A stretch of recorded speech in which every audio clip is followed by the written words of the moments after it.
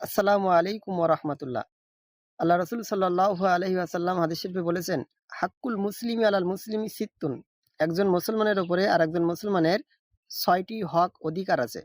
সাহাবীরা জিজ্ঞাসা করলেন, হে আল্লাহর রাসূল, সেগুলো কি? ১ নম্বর, ইজা লাকিতাহু ফাসাল্লিম আলাইহি।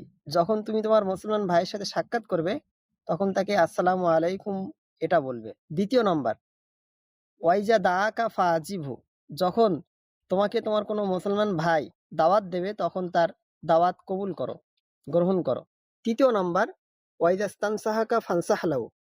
যখন সে তোমার কাছ থেকে ভালো পরামর্শ চাইবে তখন তুমি তাকে ভালো পরামর্শ দেবে, ভালো উপদেশ দেবে।